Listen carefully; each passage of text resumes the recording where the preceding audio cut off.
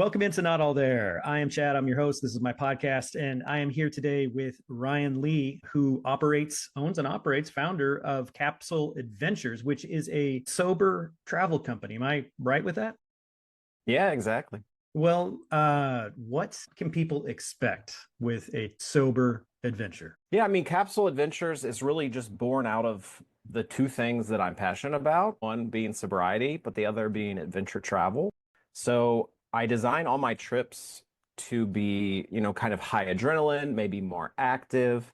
But what I want people to always take out of any trip they go with me is just kind of like a sense of joy and wonder and really being in the world and not kind of, I don't know, being afraid to go on a fun vacation and just kind of taking alcohol out of the equation and kind of create like a unifying goal for the group. I think it helps everyone just like connect better with each other and connect more deeply with the experience. And then, of course, everyone else that's on the trip. So you mentioned on your website, there was an incident in, was it Georgia? You were on a hike in Georgia, and this trip sort of, was that like the inspiration for you to start the company? Yeah, it was coming off like another, just random group trip that I had joined where there was a guy actively and horrifically relapsing for the full Mm. 14-day safari. So then the next random group trip I joined was in the country of Georgia, and night one, everyone's drinking a lot. They're maybe not paying attention to the altitude that we had just gotten to. And No. actually one of the guides like forces himself into one of the girls' room at night. Jesus. She kind of freaks out, tells her Obviously. friend via text, but he's too drunk. He doesn't see it until the next morning. So I wake up to him screaming at the guide, "You're lucky I don't put you in the fucking ground," over and over again. And I'm laying there like, what the hell is happening? What Like, because I don't happened? know any of the context at this Right, point. right. But then I find out the whole story and I'm Sure. like, what the fuck is it with me and these group trips where people just like lose their minds? So that was kind of obviously in the back of my mind or in the front of my mind Yeah, during the trip. sure. And around that same time, I had just accepted a tech sales job. So I'd be going back into the workforce after, just living my eat, pray, love life for the last 18 months. Yeah. And I just had such a bad feeling about going back to the job I had before and had been burnt out by. And so it just kind of came to me one day hiking, as you're just with your thoughts. I thought, well, I love these trips, but I don't know if I'll continue doing them because of these incidents. But then I thought, well, why don't I just, create the company I wish existed? And at the time, I was like, well, I'm sure there's already, a bunch of companies that do this. But then after some research, there's really not. I There's mean, not. there's some here and there, or maybe they're kind of just like a special trips a Sure. company Sure. offers, but Right. this kind of like adventure focused, not AA centric. Nothing wrong with AA, but it's not what this is No, for. exactly. It's just like let's just live and have a great time and not have to worry about alcohol. It's so So I've been, yeah, going after it. that is not worrying about the substance part of it is so important. When I got sober, I was like, well, fuck, my life's over, man. Like, I can't, what am I going to Yeah, do for fun now? Right. Like, yeah, I'm a sports guy. I like to drink beer and watch sports. I can't go out at night without drinking, or holidays, whatever. And vacation was always a big one, man. Trips were like, yeah, that's where you get it on. And that was like a fear that I carried around. Like, I am not going to be able to live my life like I wanted to, or like I want to now, because I got to be fucking sober. But the truth is, your life actually does get better when you don't have all that crap in you. And going on these adventures, like you put that, these high energy adventures, those experiences are whatever you want to refer to them, white light moments, the universe, or just like this nice inner peace that you get. That high adrenaline when you are in yeah. recovery is like a very, very healing. And I really appreciate that is like part of your focus for what you're doing is, yeah, let's go have some fun and let's be sober. But at the end of it, people are like, it's going to be transformative, I should say, in a very positive and healing way. And you know, kudos to you for doing it. So you're sober. How long you been sober? Am a little over 4.5 years. So since March of 2021.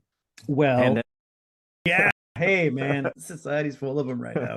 It's another 5 years. It's only going to get worse. Oh, man. And yeah, service is going away. Anyway, we're not going to go down that rabbit hole right now. So I always like to qualify people who are sober in recovery, just so we can kind of set the table on who you are as a person, and that'll lead into, kind of giving a lot of backstory of your inspiration and really encourage people to check you out. So where did you grow up? Where are you from, man? I'm from the South, so I grew up in North Carolina, small town outside Oh, of Winston-Salem, which is not a big town oh itself. Winston-Salem of Winston and Salem cigarette fame, big tobacco town. I grew up, I'm one of four kids.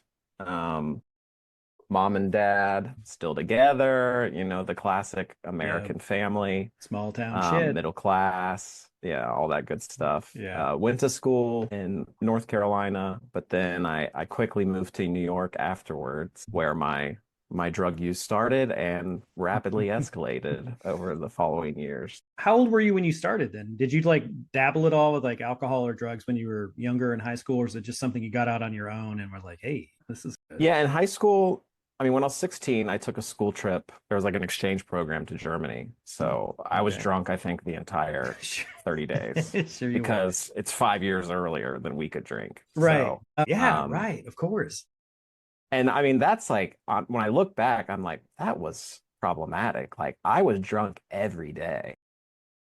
Do you have like drinkers in your family, or are you like the black sheep in that? Because I come from a long line of Yeah. people with mental illness and substance abuse, and I didn't really stand a chance. But I know people. I have close friends who come from a family similar size as yours, and everybody is like straight as an arrow, doesn't have any problem with any drugs or alcohol. I mean, they can consume them, but it's not like it forms this addiction.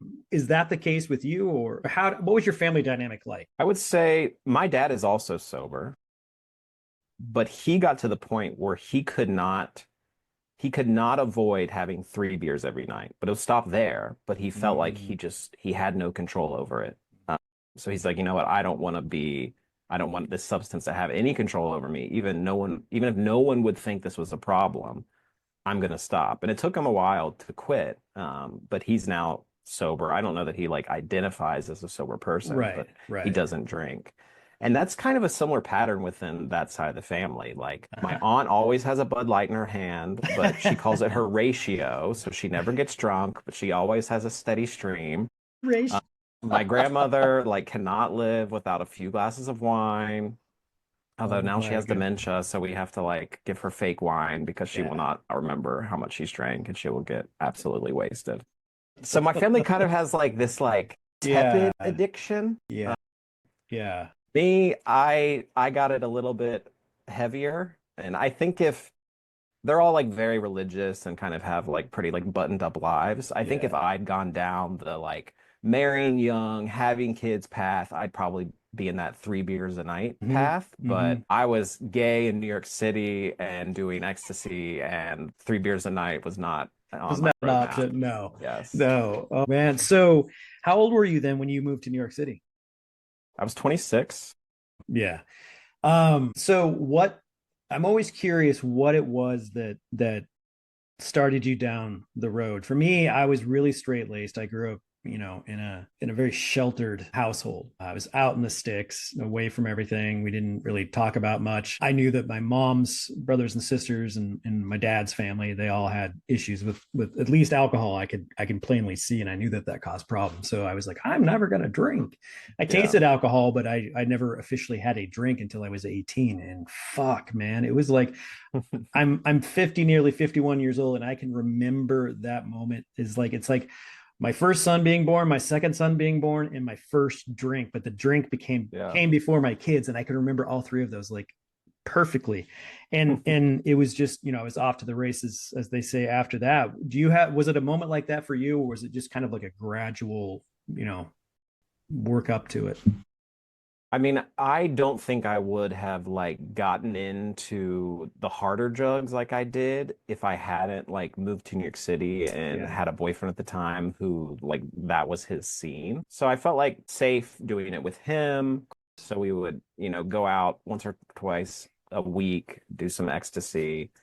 Once that felt Midweek like safe. ecstasy, man. Yeah, honestly, we were Tuesday night at this place called TBA. We were there We were there till 4 or 5 a.m. There was a place called Ohm in Portland, and it was like Tuesday and Wednesday nights. You could find me there, and I'm like Yeah. whacked out of my mind on ecstasy on a Yes. fucking Yes. Tuesday. Like, what is going on?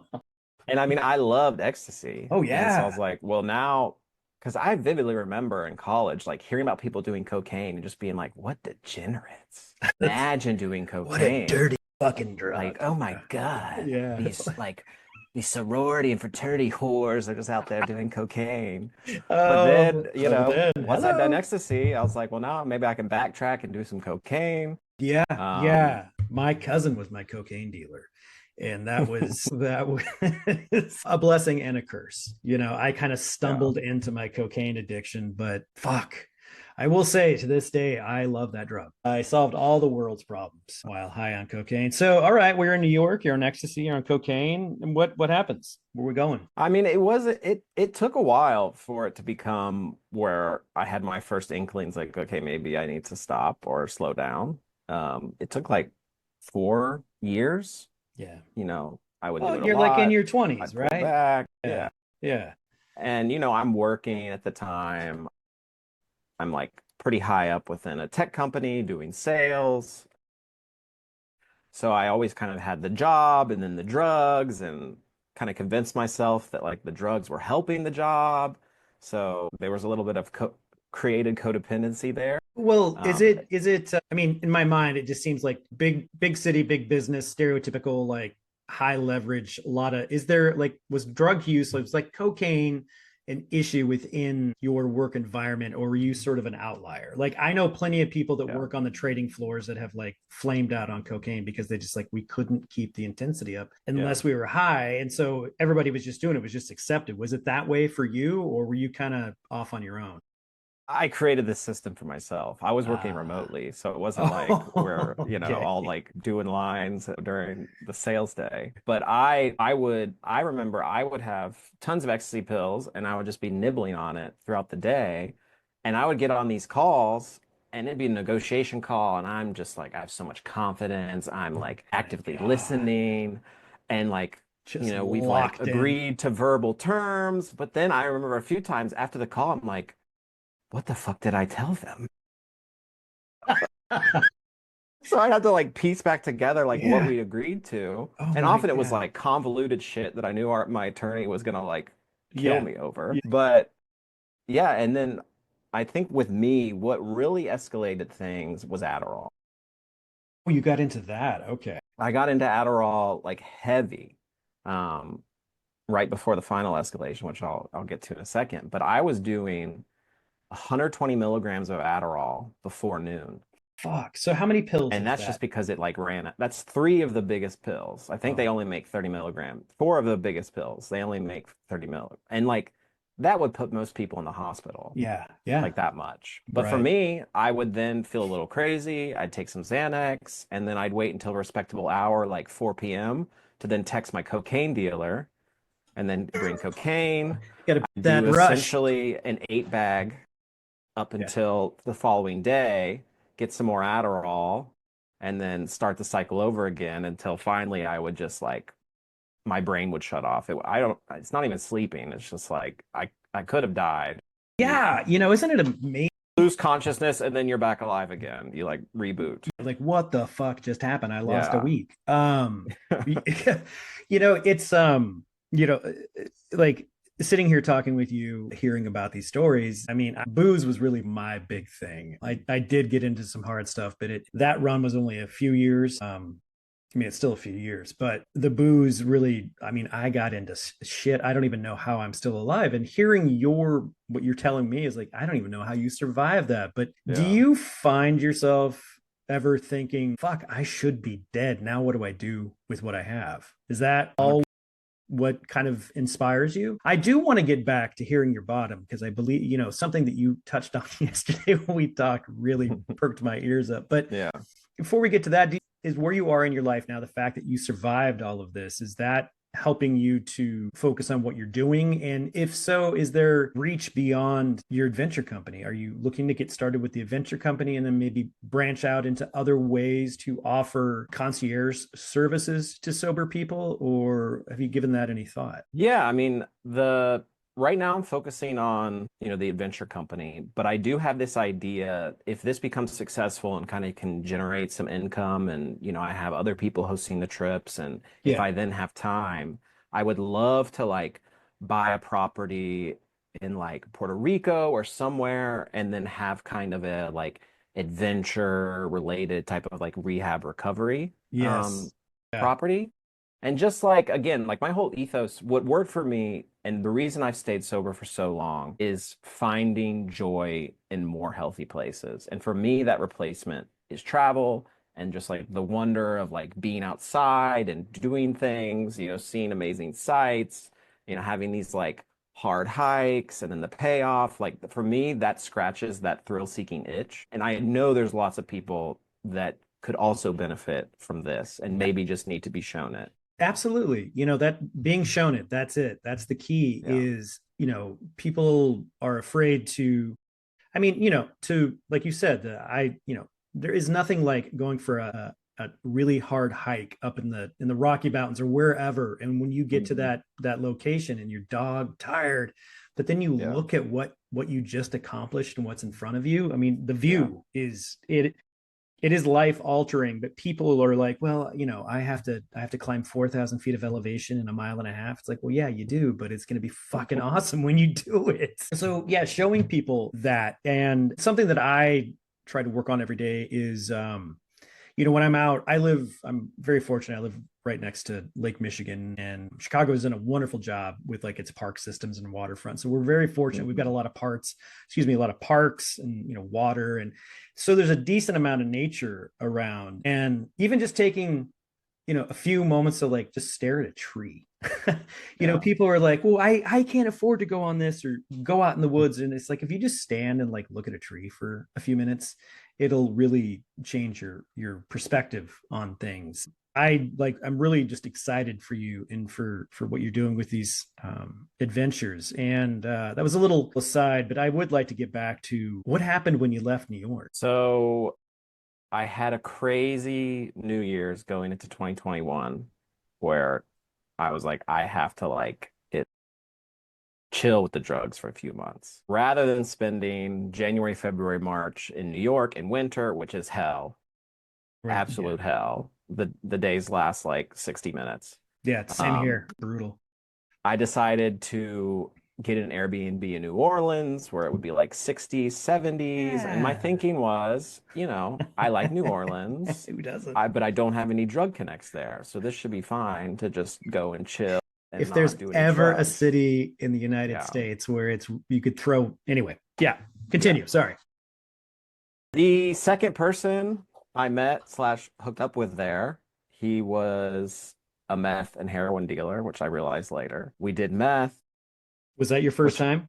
it was my third time. The first time I did it, we can talk about, was insane. How it even happened, like Uh, the stars aligned in a horrible way. But we did met together, had sex for however long, and then he left, and then just conveniently left behind some meth, oh, which I then did for a couple more days, and then it was out. And who do I of contact? Him. course. That fucking trick. The first one's always free, man. Yeah, yeah. And that then started like 23-day bender where I was doing meth all day, every day, having sex with what ended up being like dozens of people. And finally, on like day 23, my sister's birthday, actually, I had had like a 9-person orgy at my house the night before. I had done about 6 or 7 different drugs, Oh including my meth, god. Xanax, cocaine, ecstasy, like I don't even, and drinking, and doing this drug called GHB, which is essentially you're just like roofing yourself Yeah, it's and you're like the not supposed to rape drink drug. on that. Isn't that Yeah. the date rape drug? Yeah, Yeah. gays just love to like date rape themselves. But To so do the a little next day research I on that. wasn't feeling great. No, And bet I you started weren't. feeling like I was maybe having a heart attack. And then once you think I'm having a heart attack and you read the symptoms of a heart attack, you start manifesting those symptoms. So I spent a few hours thinking, all right, do I die here in this Airbnb or do I face the embarrassment of calling 911 on myself? It was a debate. It It is. was a debate. That is the perfect example of what addiction is. well, do I just sit here and die in this weird, Yeah. shitty Airbnb with all these people Yeah. around? Or do I maybe do the right thing and call 911? I don't know. Let me sit with this for about 3 hours and figure Yeah. out how this is going to work Yeah. out. If I'm alive in 3 hours, fine, I'll give in and Yeah. call. Yeah. Oh, so obviously you must have called because you're still here. I did call, Okay. and I remember vividly, like, I'm having trouble just like walking. My body's been through it. Yeah. So I call, and I'm expecting them to be there in like a few minutes. Like within 20 seconds, I hear the sirens approaching. Oh, shit. And I don't know, like, could I get in trouble if they find drugs? Like, are they going to come in the house? Are the police searching the house? Yeah, So right. Of I freak course. out, and I'm in one of these like long ass shotgun houses they have Okay. in Right. this. Yeah, I'm familiar. So I'm like stumbling back to my bedroom to grab the drugs and somehow get rid of them. I grab them and like throw them in the toilet, but I'm so like weak and fucked up that half of them just like fall Spill. next to the toilet. I flush it, grab the stuff that I missed, put those back in the toilet, flush it again, but it doesn't flush because the water hasn't refilled. So then I grab them out of the toilet. I'm trying to open up the window to then throw them outside the apartment, but I can't. So I just And like meanwhile, the throw them EMT's knocking on the door. while they're approaching. And then so I throw the drugs like underneath the sink or something, and then I run out the front door, leave it wide open, and then they're just like they see me coming out, and they're just kind of like thinking I'm like about to Yeah. attack them. Yeah, right. Do we tase him or what do we or pepper spray, whatever EMTs have? Oh my God. So they immediately start asking me if I'm bipolar. So you know I was acting crazy. Yeah, yeah. I told them what I've been doing, the mix of drugs, how long I've been doing it. They take me to the hospital, do the EKGs, all Mhm. that good stuff. After a few hours, I have an IV. The doctor comes in and he says, "Your heart's fine. Maybe just don't push yourself so hard next time, man." And then you're Only in New discharged. Orleans. Only in New Orleans, Yeah, they're right? like, "Get Like this white idiot out of here. We got COVID to deal with." seriously.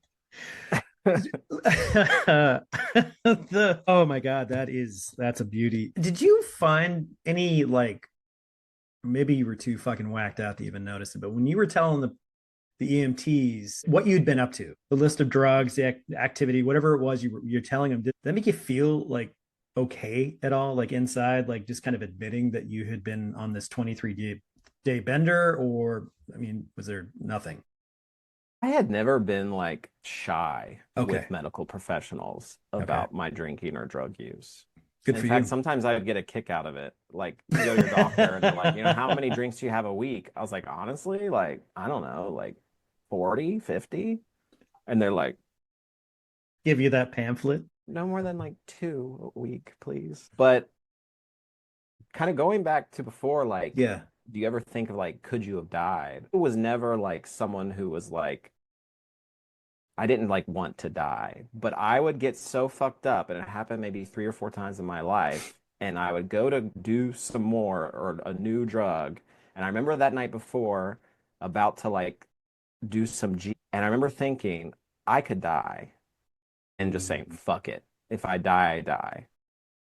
And that was the fucked up place I would get to very, Yep. very rarely, including the Yep. first time I ever did math, that I, it did, mine was gone. It was Yeah. just this id monster Yep. inside of me.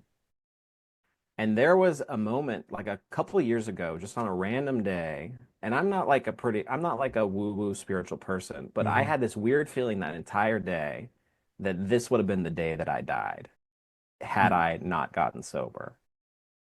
And it's probably true because like when I was doing all this stuff, there was not as much like fentanyl. There was not all these people dying of accidental overdoses because they Hmm. got something that it's coke, but it's actually fent.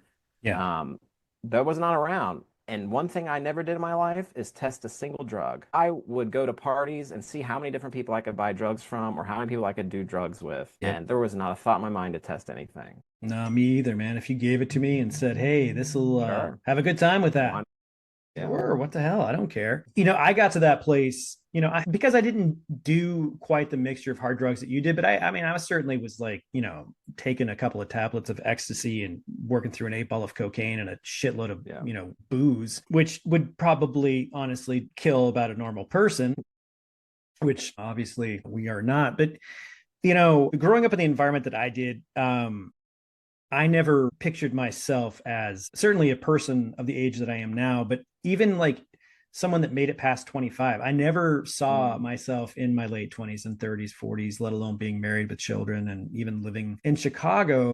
And I think that that sort of like fueled the fuck it's. Like, I'm not, I yeah, mean, shit, I'm on borrowed time. Let's have I'm 27. Let's have yeah, a good time.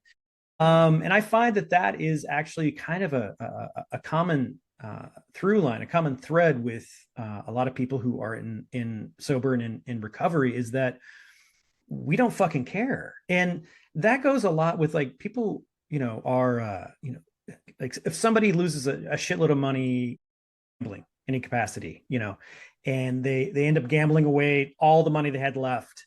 And they now are flat broke and have to like sell everything to pay back this debt. And they're like, well, why did you do it? And it was like, well, fuck it, I'd lost most of it anyway. Why yeah, not lose the rest of it? And yeah. that is a perfect like real example of like, well, I'm this fucked up now. I mean, what's a little more going to do? Is it going to kill me? All right, I'm not supposed to be here Right. anyway. So what did you do to, maybe I'm assuming here, but based on the story you told me and the activities that you're up to, did you have to go check in somewhere? I mean, I got to imagine the DTs were pretty fucking gnarly for you. So It was, sorry, no, I was just gonna say. So what did you end up doing? I mean, I'm always fascinated to hear what works for people because recovery models in the United States are essentially just everything's based off of a 12-step program. yeah, And that I got sober in AA, works for me, but it's not for everybody. I mean, I get why people are turned off by it. I see that, I yeah. understand it. I was desperate enough, and it kind of provided a floor for me to maintain. But there's so many other ways out there for people to get sober, and I think that the more we can share stories of what worked for us, the more people we can help with that. So what did you do to get sober, and what is it now that you do to maintain your sobriety?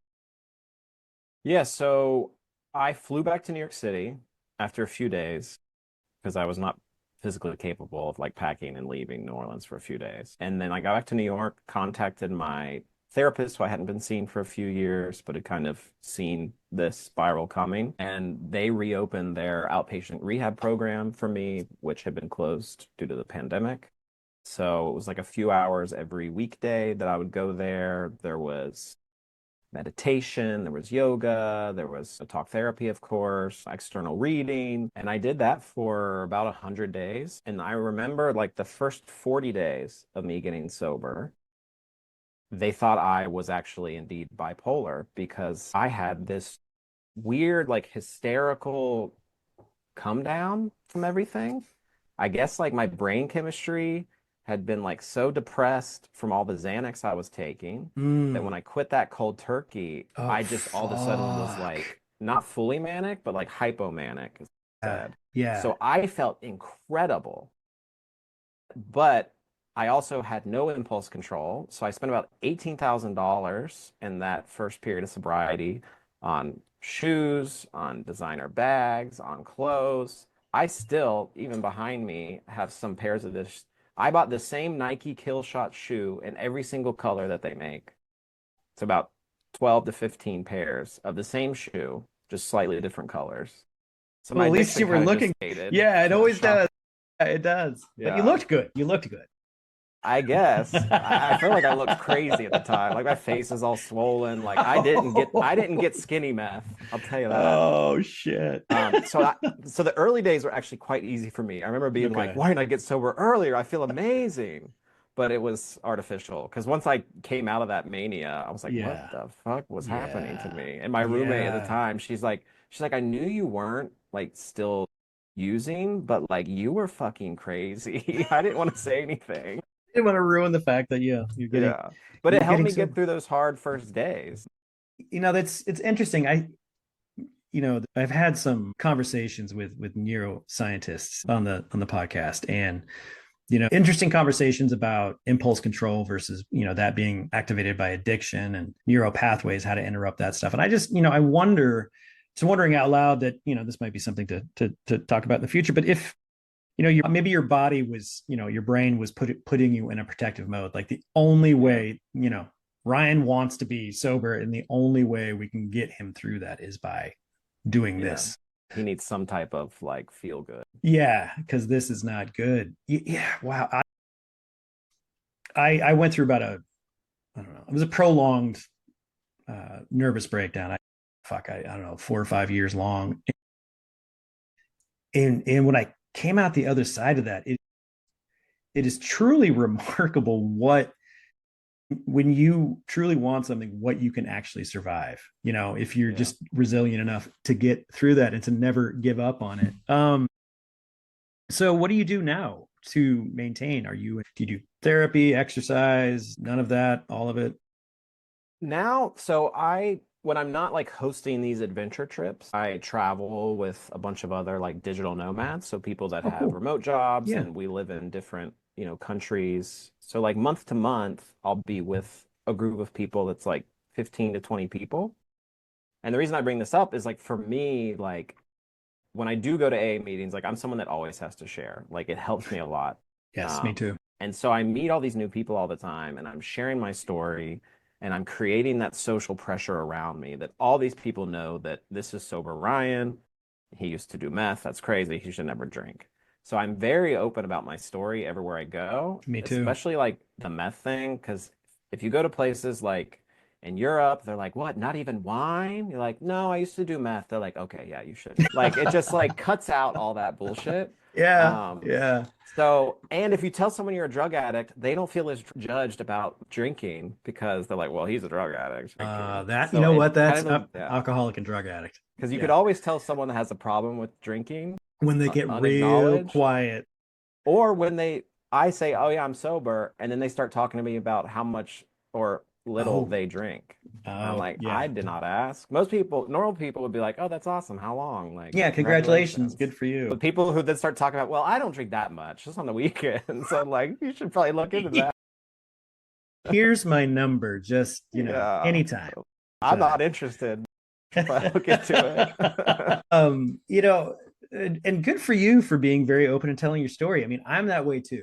And Yeah. sometimes maybe I'm an overshare, but I feel that if being that open and that honest about all of it, people, that's what stuff that those are the things that people remember, right? Like Mm, they remember Ryan, the meth guy, and all of the stuff that he went through. Hey, friend, I've got a problem. Well, I kind of know this guy named Ryan. He used to do all this crazy shit. I'll see if I can get a hold of him. But if you're yeah. kind of, you know, to talk out of church, anonymous about it, you're not going to do anyone any favors. And there are so many people like you, like that, like you called yourself a COVID baby. So many people that are struggling 5 years past that, and we still have these fucking stigmas about addiction, right? And addictive behaviors, and it's you can't turn the ship completely around, but people like us who go out there and are very open about our stories can do more good than bad with being open about this shit. And that was a real reason why I started this podcast, is like, I have to tell my story. Yeah. You can tell I like to talk about myself too, but that's important for me, is to just tell my story over and over and over again, Yeah. and hoping that that's going to have some positive effect on somebody. So when you are out on these adventures, like you're the guide right now, correct? Like Right. you're kind of the one man show. So when you're out there, are you open about that part of your life, why you're doing these adventures? Or I mean, I'm sure if someone asked you speak about it, but I wasn't sure if that was something that you kind of just outwardly included in the trip. Yeah, I'm very open about it. If you imagine a bunch of people joining a substance-free trip, like we're going to start talking about our Yeah. relationship to substances. And not everyone is sober. There's people that incidentally don't drink, or just like solo female travelers that just kind of like the safety Yeah, of, right. Of trip course. going to be a bunch of like drunk dudes. Hmm. Um, but it always comes up and I love to yap. So I talk about things. I love to tell my like crazy stories from the past. Maybe I shouldn't be telling this now that I'm the trip leader. Maybe I shouldn't be telling all the stories I tell, but I like to just be one of the whole group. Well, I mean, that's how I'm about the work that I'm doing, is like, this is it. This is it. Yeah, And if it's not for you, fine, whatever, man. But why sugarcoat it?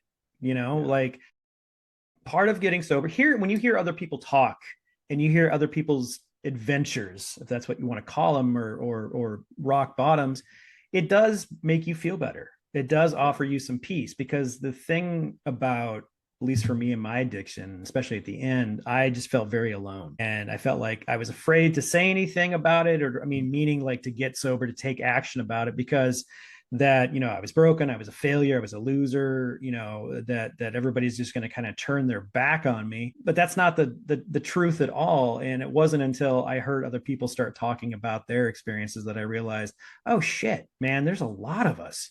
Yeah. And there's a lot of people that are suffering that don't even know that they are. And getting these words out is important. So your story, you mentioned something earlier about the first time you did meth, and Yeah. what happened there?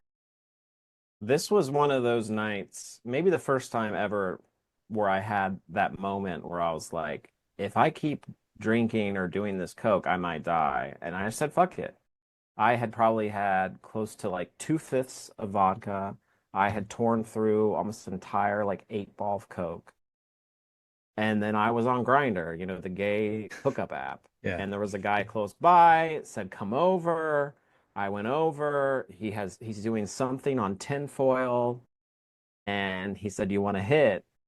And I was like, fuck it. Who Why knows what not? this is? Yeah. Probably the most fucked up I'd ever been at that point. And just the right moment where like you're horny, you don't want to say no. Mm. So I hit it, and I all of a sudden I'm alive again. And I'm like, okay, well, now I'm gonna be able to fuck. Let's But do now it. I feel amazing. Like, can I have some more? And he's like, oh, I'm out, but I know a guy. So we then proceed to go on like a 3 hour adventure to like go to a guy's place. He takes us to a hotel room. There's 4 dudes in the hotel room Oh, with guns. They make me buy $400 worth of meth, which is a fuck ton of meth. I don't think I spent $400 on meth the entire time I was in New oh, Orleans oh doing it my all day, every God. day for a month. We end up like just getting a room in the same hotel room or the same hotel, and we like are hooking up for like 2 days. It starts to be like Sunday night, and I'm like I have to like stop. So we start talking. Like he tells me about his past, how he used to be like a D1 athlete, but like Oh had to drop shit. out because of meth. And like I'm like, wow, this is my path if I go down this meth path. Yeah. But then I also find out that he's homeless. Shit. So this guy is homeless and has been kind of just on this adventure with me rather than, spend the night like the YMCA or the men's shelter. So that really Oh, scares me. yeah, Not enough. enough to do, not enough to not do it again, but it took me like a good Woo, like eight okay. months. Well, at least I have a bar Um, now. yeah, the next time I did it was like Halloween, and I used to throw these extravagant Halloween Oh parties my God. where I would spend thousands of dollars, completely change my New York apartment to like this Halloween extravaganza. For my bedroom, I took all the furniture out, covered all the walls in like black sheeting, and then Mhm. put a bouncy house in the middle of it and Oh turned all my lights red. The shit. second time I did meth was inside of that bouncy house. We had sex in that bouncy house after doing like hot rail meth on a plate. Which is hot. I'm not familiar with hot It's like rail. you super heat up the plate or something, and Ah, then you okay. like use Okay. like a glass tube and like and it's kind of gets vaporized. Yeah, yeah, It yeah. uses up way too much meth, but it hits really hard. Okay. Okay. Um, so that was the second time I ever did meth was at 5 a.m. coming off acid in a bouncy house Bedroom. in my bedroom because we had no bed. As Uh, everyone did. yeah, of course. No, I have. Yes. Yeah, that did happen to me once. And I have to think back. Classic. Oh, okay, man. Well, this has been really, really enjoyable, and but also I think really important. I love having these kinds of conversations where we can be really, I can hear from you, be real honest about your experiences. It's very powerful. It's very important. And the fact that you are sober, you're alive, and you are sharing it with other people in a way that's Yeah. important to you. So, how can people find out about your capsule adventures and any plug, please, any upcoming adventures that you have planned? Sure. Yeah. So it's capsuleadventures.com. Right now, there's two trips that people can sign up for. There's one coming up next month to Machu Picchu. So we'll do like a 5-day hike to Machu Picchu. It's glamping. It's amazing. I did it Fantastic. last year. Okay. Same itinerary. And then I just launched a trip to Cape Town, South Africa, which is my favorite place in the world. So much so that I just bought a house there. But it's an amazing, foray into Africa. Cape Town Yeah. is very like Western. It's not going to really feel like Africa. So, if you're hesitant to make the plunge of that continent, this is a good jumping off point. But we'll be doing safaris, we'll be doing lots of hiking, we'll be doing some snorkeling with seals, all the good Oh, stuff. God, that sounds amazing. All right. Well, Ryan, thank you so much for taking the time to do this. And please, everyone, do check out capsuleadventures.com. And thank you so much for joining us. And you take care, and I'll see you next time.